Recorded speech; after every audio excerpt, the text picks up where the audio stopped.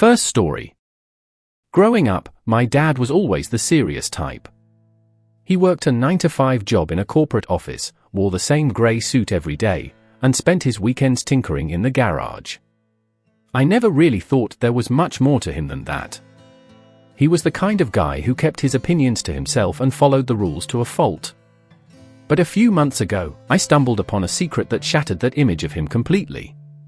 It all started on a chilly Friday evening in November. I was walking home from my university classes when I noticed a group of people gathered around a wall near the old train station. There was a new mural being painted, one that seemed to come out of nowhere overnight. The colors were vivid, deep reds and blues mixed with bright yellows, and the style was both chaotic and mesmerizing. It looked like something you'd see in an art gallery, not the side of a dingy, abandoned building. I had passed by that wall 100 times before, but it never had any art on it. I was curious, so I joined the small crowd. People were murmuring to each other, speculating about the artist. One guy said, "I think it's that guy who did the mural over on 5th Street. You know, the one with the giant crow?"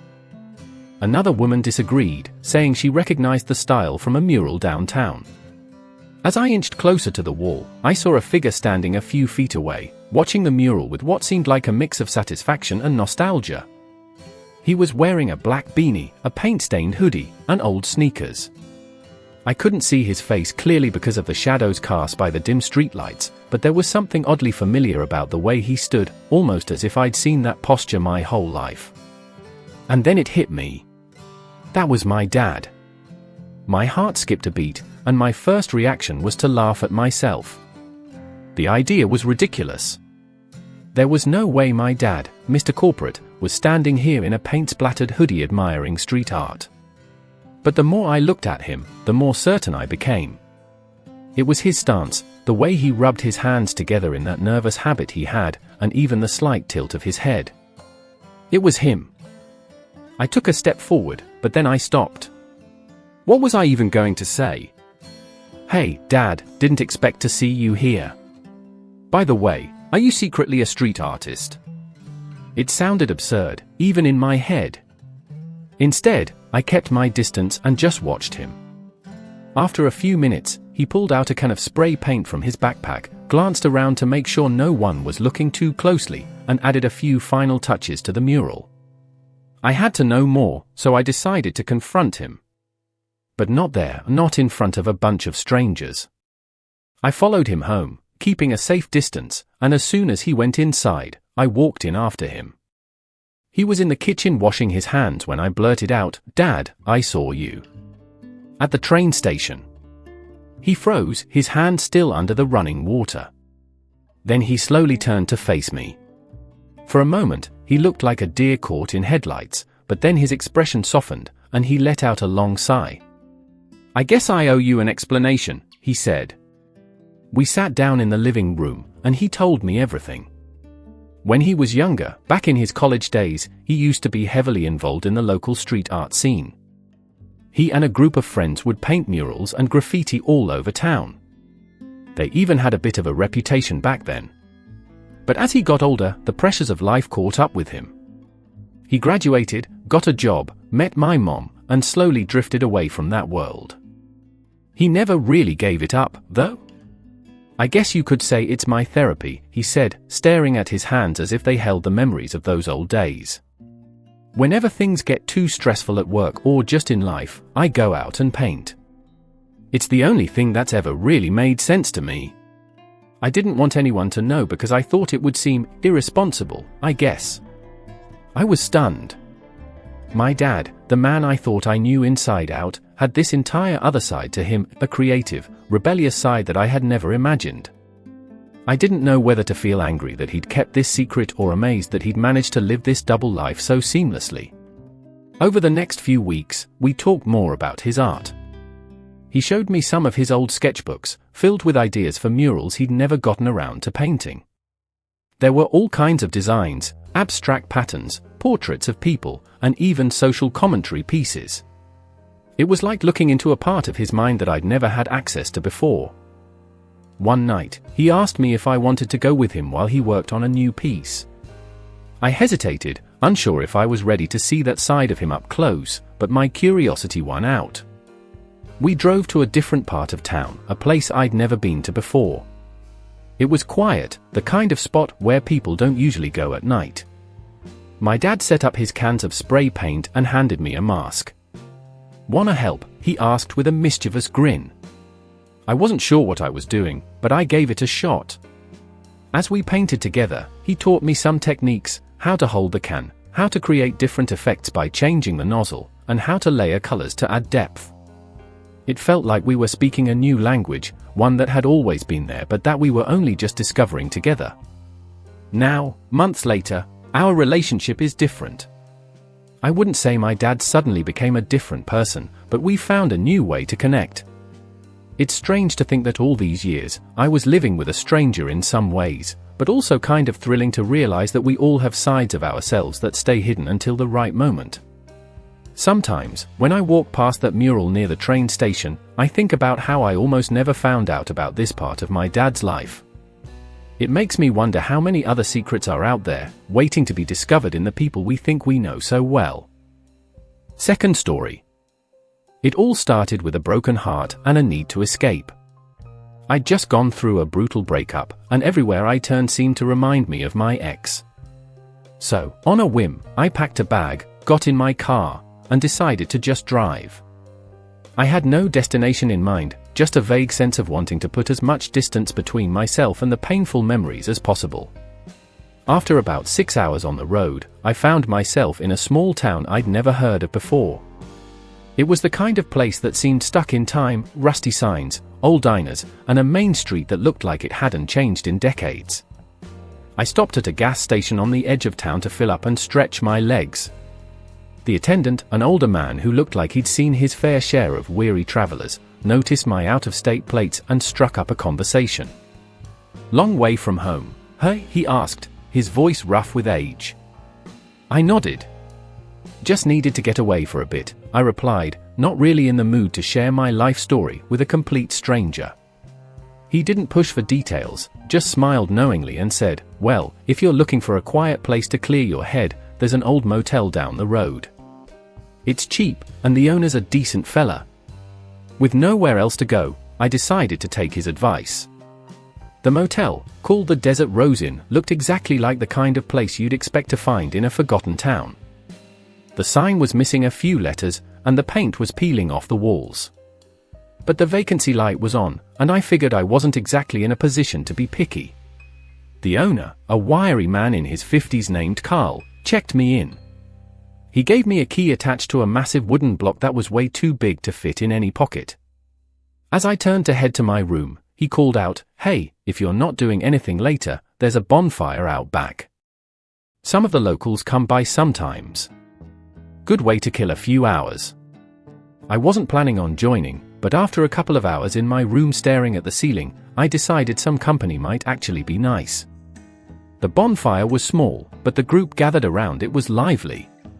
There were about 10 people there, talking, laughing, and passing around a bottle of something strong. That's where I met Eddie. Eddie was an older guy, probably in his late 60s, with a thick beard and a voice that sounded like gravel. He was sitting on an old folding chair, telling a story to a couple of people who seemed entranced. I wandered closer, drawn by his voice, and found a spot on a nearby log. He was in the middle of recounting a story from his youth, something about traveling across the country on a motorcycle with nothing but a backpack and a map. It was the kind of tale that seemed larger than life, filled with close calls, breathtaking scenery, and encounters with eccentric characters. As he talked, I found myself hanging on to every word, forgetting about my own problems for the first time in weeks. When he finished, I couldn't help but ask, "Did you really do all that?" It sounded too incredible to be true. Eddie turned to me and grinned. "Every word of it. Although I've probably told it enough times that the truth might have gotten a little stretched," he said with a chuckle. We ended up talking for hours that night. As the bonfire died down and people started drifting away, Eddie and I were still there, swapping stories. I shared a bit about my recent breakup and how I had no clue what I was doing driving aimlessly around the state. He listened, nodding occasionally, and when I was done, he offered a surprising bit of advice. "Sometimes, you've got to lose yourself to find out who you really are," he said, staring into the glowing embers of the fire. I spent years running away from things I didn't want to face, but eventually, I realized that all those miles didn't change what I was running from. It was only when I stopped running that I figured out who I wanted to be. The next day, I found myself sitting in the motel's tiny lobby, flipping through some old brochures while I waited for Eddie. We'd made plans to grab breakfast at the local diner. I thought it was just going to be some casual small talk over eggs and coffee, but Eddie had other ideas. "You want to see something interesting?" he asked after we finished eating. "It's a bit of a drive, but I promise it's worth it." Curious, I agreed. We drove for about an hour out of town, into the middle of what seemed like nowhere. The dirt road we were on kicked up dust as we went, and I began to wonder if I'd made a mistake trusting this complete stranger. But just as I was starting to feel uneasy, we reached a clearing where the landscape opened up to reveal an old, abandoned house. "This was my family's place," Eddie said quietly as we got out of the car. "I grew up here." The house was in ruins, broken windows, a sagging roof, and overgrown weeds creeping up the sides. But there was a certain beauty in its decay, a sense that this place held countless stories within its crumbling walls. Eddie walked me around the property, pointing out where different things used to be: the barn where they kept animals, the spot where his sister's swing used to hang from an oak tree, and the creek where he learned to swim. As he talked, I could see the memories flooding back to him. It wasn't just a rundown house, it was a piece of his past that he hadn't visited in years. "This place is all that's left of my family," he said, his voice a little softer than before. "When my parents died, I didn't know what to do with it, so I just left. It's been like this ever since." We stood there in silence for a while, both of us lost in our thoughts. For Eddie, it was a chance to revisit a piece of his history. For me, it was a reminder that sometimes, running away from our past doesn't mean we've left it behind, it just means we haven't faced it yet. I ended up staying in that small town for a few more days, talking with Eddie whenever I had the chance. He had a way of turning even the simplest stories into captivating tales, but more than that, he had a way of making you feel like every story mattered, like every experience was a piece of something bigger. When I finally left, I felt a little different than when I'd first arrived. I didn't have all the answers, and my problems hadn't magically disappeared, but I felt lighter somehow. Eddie had shown me that life was full of unexpected detours, and that sometimes the people you meet along the way can change your perspective in ways you never saw coming. As I drove back towards home, I thought about that old house and the stories it held, just like the ones we all carry with us. Sometimes, it takes a stranger to help us see the stories we've been avoiding and to realize that, even in the messiest chapters, there's always a chance to start writing something new. Third story. It all began with a frantic search through my pockets and backpack, standing in the middle of a crowded airport terminal. I was running late for my flight, and my wallet was nowhere to be found. Panic set in as I realized my boarding pass and ID were inside. I checked the last place I had sat down, the nearby coffee shop, and even the restroom I had used earlier. Nothing. Just when I was about to give up and resign myself to the humiliation of missing my flight, a voice behind me said, "Looking for this?" I turned around to see an older man, maybe in his mid-60s, holding up my wallet. He had a weathered face and a gentle smile, and he handed it to me with a kind of calmness that instantly put me at ease. "Oh my God, thank you," I blurted out, taking the wallet from him.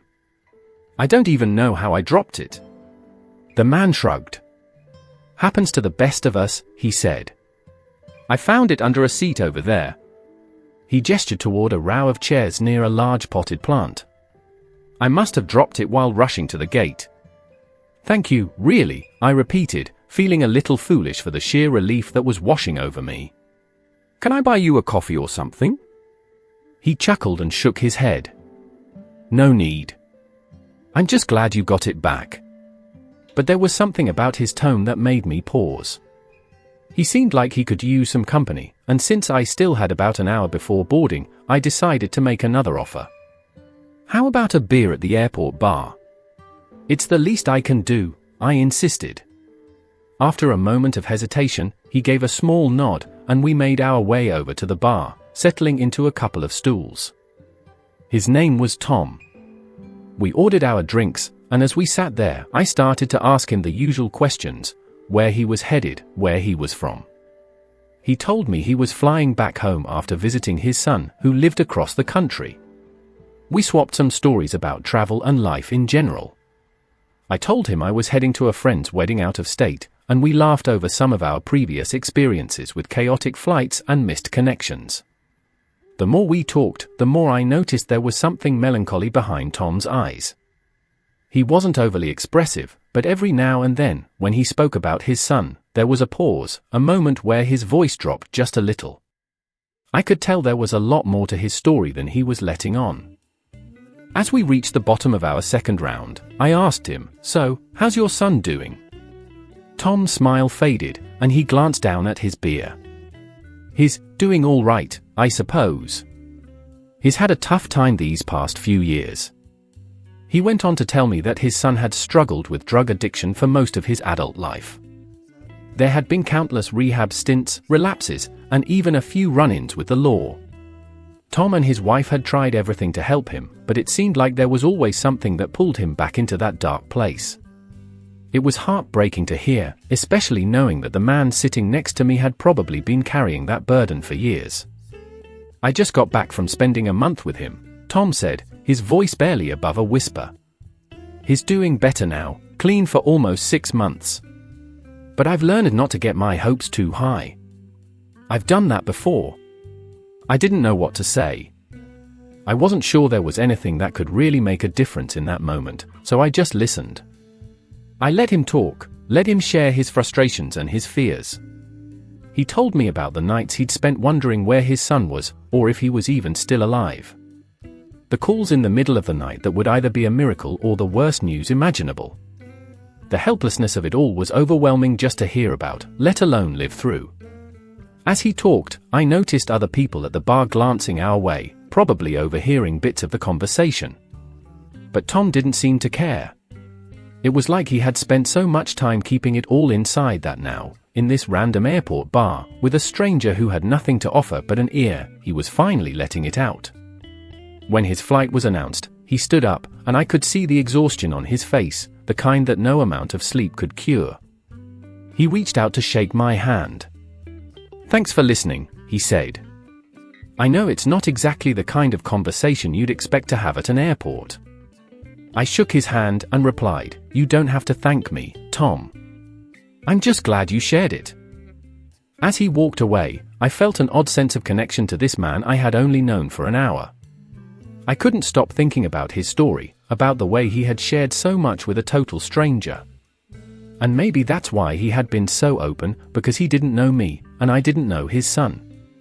There was no judgment, no baggage, just a conversation that probably wouldn't be remembered by anyone else who had passed us by. I boarded my flight not long after Tom left, but even after I reached my destination and settled into the wedding festivities, his story stayed with me. I kept wondering how his son was doing, if he was able to stay on the right path. I thought about reaching out to support groups or learning more about addiction to better understand the struggle. Tom had made me realize that sometimes, the greatest battles are fought quietly, away from the eyes of the world. Weeks later, I found myself back at that same airport for another trip. As I passed by the bar where Tom and I had shared a drink, I couldn't help but take a seat and order a beer. I raised a silent toast to Tom and to everyone who's ever fought a fight that seemed impossible. I hoped, wherever he was, that he and his son were finding their way forward. I never saw Tom again. But sometimes, the people who leave the biggest impact on us are the ones we meet by chance, the people who come into our lives for just a brief moment but manage to leave behind something that changes us. For me, that was a conversation at an airport bar with a man who was just trying to hold on to hope, one day at a time.